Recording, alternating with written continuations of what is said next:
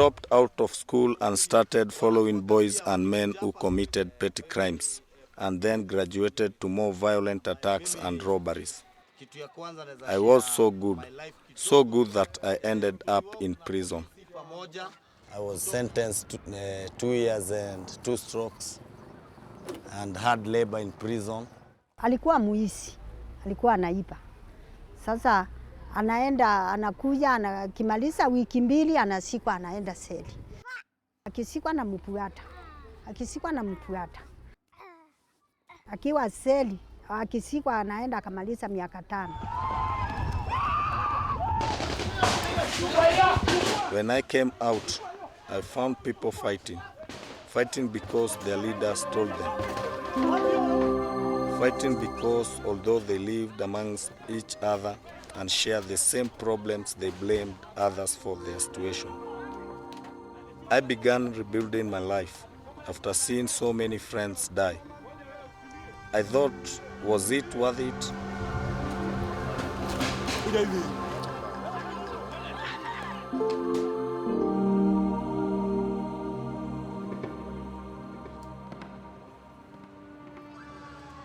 I met Eddie, himself a victim of post-election violence.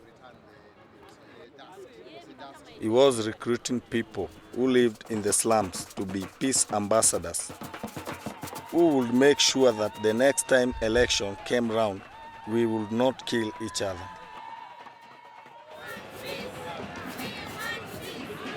Yaje. This is Moshangi, together with Eddie, and Peace for Africa and Economic Development. We started to create projects that will give people something to do. Nika story to peace. Opportunities are scarce down here. Wazi. Niaje. My job too. You'll find that many parents here are starving. To feed a family of 7 people, you are not employed. The rent is high.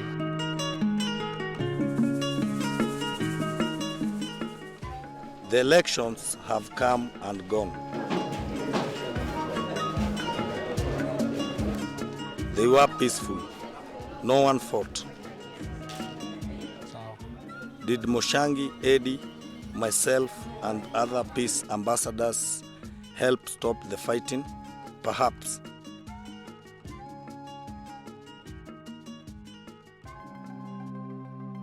From a country celebrating its 50th year of independence to Africa's newest nation, beginning its 3rd. Young people in South Sudan have returned from around Africa and beyond. And one young man is taking a very Western medium and making it his own. My name is Joseph Choldut, but most people call me Jos. I was born in Jonglei State, in the eastern part of South Sudan. During the wartime in 1991, my father died. My mom, siblings, and I were displaced within the nation. Africa, the land of beauty and wealth. Africa, our motherland. During that time, I discovered that I am a talented writer, a poet. Africa, our motherland. My teacher encouraged me to keep it up. It is the land of beauty and black. I have never stopped. Today, I write a script for television through Hope Films production industry. I need to prove the talent that I have within my country and also to work for my country because no one will develop it if I'm not there. I founded Hope because I believe that South Sudan needs hope and that young people can bring change.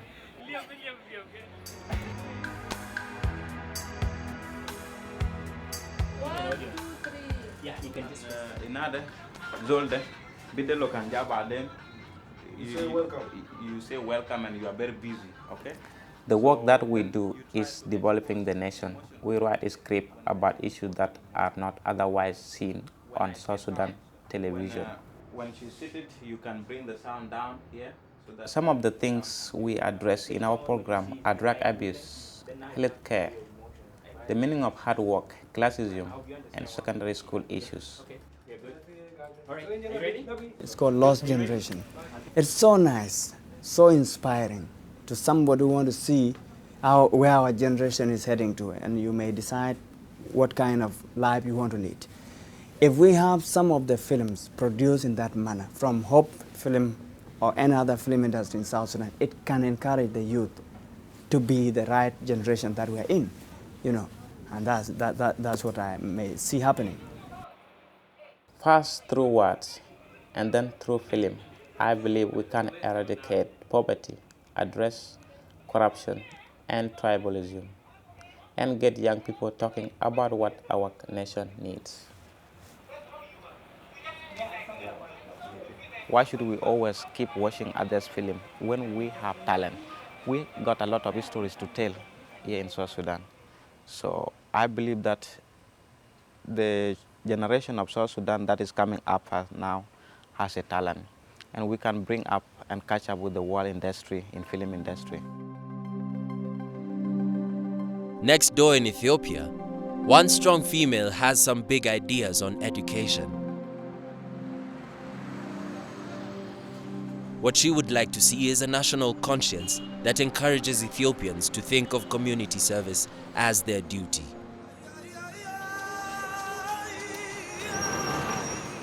It was my parents who really have inspired me to do what I am doing today. They have spent most of their lives working with communities and social mobilization, particularly in the rural areas. They could have made much more money doing other things, but for them, serving people always came first. There are not much centers, or institutions established, for the youth can follow their passion. Most of African countries, including ours, is the society is patriarchal. So in that type of society, it's the elder men, who take decisive role, or who take leadership role in the political and in the social affairs of their communities. So women and youth are always relegated to the low positions. I studied law at Government University in Bahar Dar, and since then human rights became my passion. In 2012, I got a scholarship to the United States to undertake a course called Enneagram, which uses psychology and spiritual and personal analysis for self-development. I am back here in Ethiopia because I believe that it's up to us, in particular the youth, to develop our own country.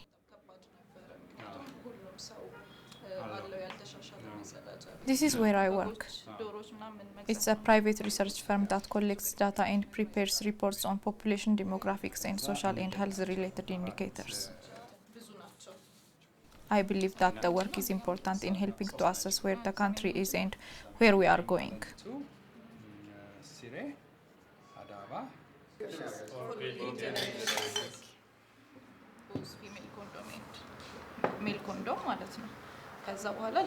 After work, almost every day I meet with members of my club.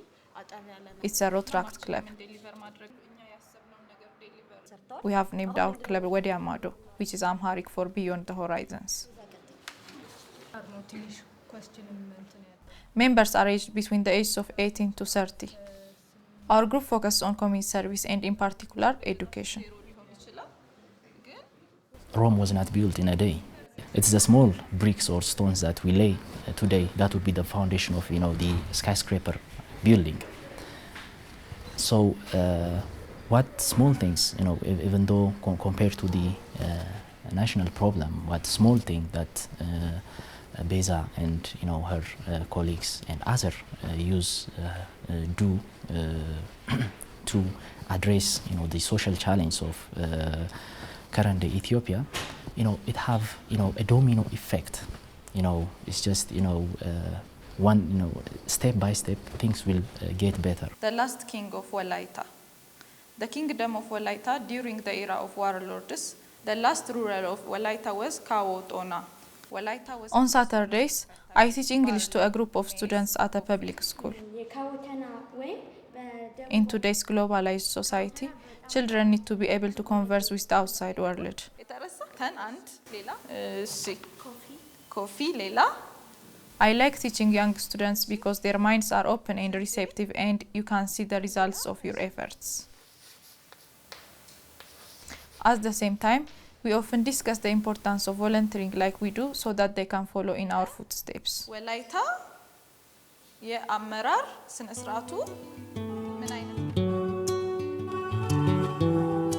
We encourage members of the local community to send their children to the English classes on Saturday.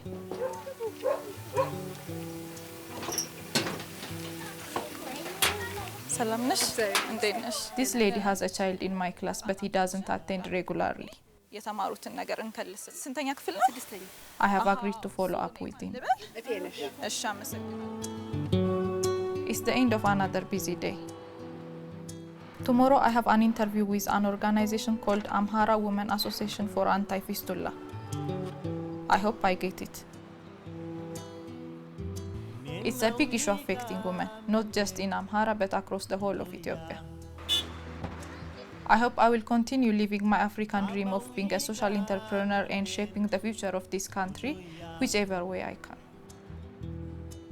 People should stay in their country and serve their country because it's the people who is the primary resource of a country. Heading south, we go to one of the longest-serving leaders on the continent. While Yoweri Museveni's government has put in programs that appear designed to help the youth, many young people here are trying to follow the money to make these programs deliver on their promise. The Youth Fund is a fund that was established by the government to help the youth, support them with some little money to start a business. The Youth Fund obviously has been having challenges here and there, and you've seen different demonstrations, especially about the criteria how to access this Youth Fund. The first campaign was about to pressurize the government to release the money. The second campaign was about when the government set criteria, the criteria which was very harsh for the youth to access the money, and also security, to provide security to access the money. You know, we again had to raise our voices to make sure that at least, regardless which level you have attained in education, you can access the money. Regular meetings with officials like Assistant Commissioner Mondo helped get the Youth Fund from idea to policy. Davis, you have been such a person that has not left my office without getting the right answer. This persistence from your side has helped to shape this program. Thanks to Davis and his colleagues canvassing, the minimum age to access the Youth Fund was dropped from 21 to 18. Businesses needed to have been in existence for 3 months rather than a year, and education restrictions were lifted. So far, over 4,000 youth enterprises have already benefited from the fund. Davis is now fighting to wrest control of the Youth Fund from the government and 3 banks to one independent institution instead that could manage it impartially. This will ensure maximum transparency and accessibility. And we cannot overlook the youth of South Africa, who are trying to change the continent's most celebrated political party, the African National Congress. With calls to fairly divide the country's mineral wealth, the ANC's Youth League swam into some politically rough waters.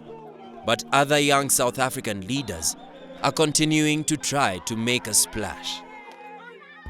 South Africa, which is the continent's largest economy, to look at some instances of how the youth are participating in the country's democracy. The youth movement have been a key factor in the history of the struggle for national liberation in South Africa. Within this context, the Youth League of the African National Congress, the ANC in South Africa, is one of the most prolific political youth movements on the continent.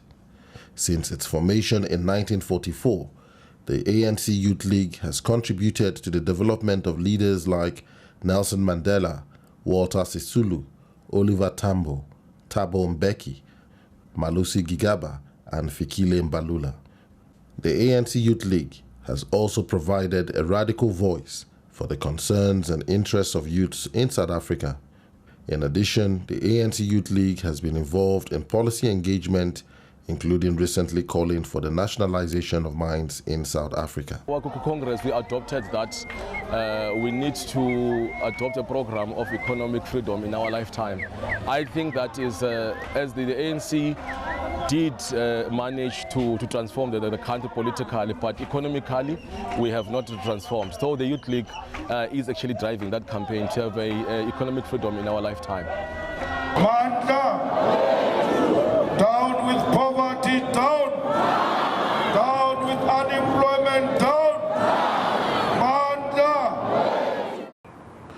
The ANC Youth League had its Congress last year in June here in Johannesburg and declared economic freedom in our lifetime and called for nationalization of mines and the wealth of the country to be shared amongst all the people living in this country. And therefore, we have now taken over the leadership of that struggle to ensure that the mineral resources of this country benefit the people of this country, particularly the workers who are working very hard in a very risky conditions underground, trying to take out these precious minerals.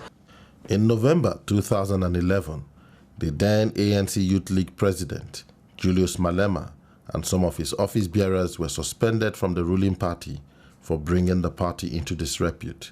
As a result, Julius Malema had to vacate his position.